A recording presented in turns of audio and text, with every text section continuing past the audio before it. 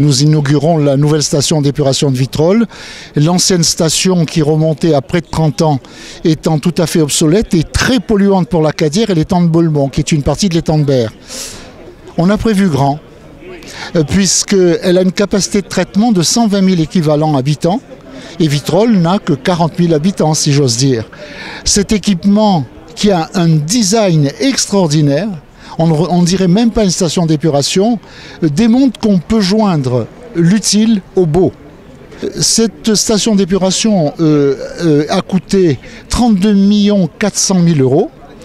Dans un partenariat, le partenariat financier a été réalisé avec le Conseil général, la région, l'agence de l'eau, la communauté du Pays d'Aix et un petit peu la ville.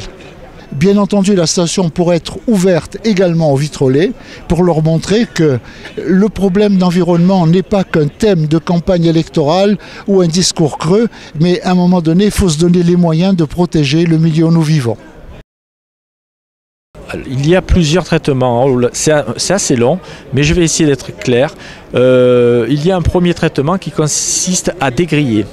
C'est-à-dire qu'on enlève toutes les pierres, les plastiques, etc., qui ne rentreraient pas dans un processus biologique de traitement.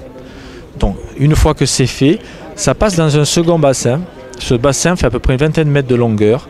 Et il y a des microbules au fond qui permettent à tous ces affluents de les séparer du gras et du gravier ou du sable.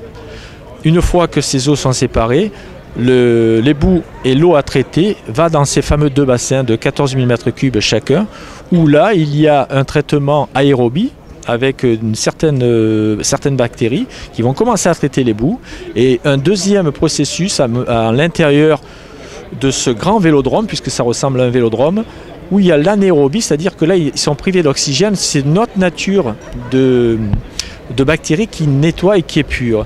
Après quoi les eaux sortent dans un bassin de compactage où les boues sont compactées plutôt par rapport aux eaux.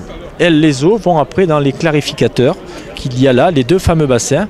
On constate que l'eau est déjà très très propre, puisqu'en fait là, elle est déjà atteint 95% de son traitement. Et au final, derrière nous, il y a le bâtiment, derrière vous plutôt, il y a le bâtiment tertiaire, où là on traite les nitrates, les phosphates, etc.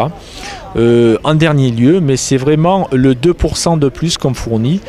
Et cet équipement fonctionnera lorsqu'il y aura vraiment une surcharge d'activité.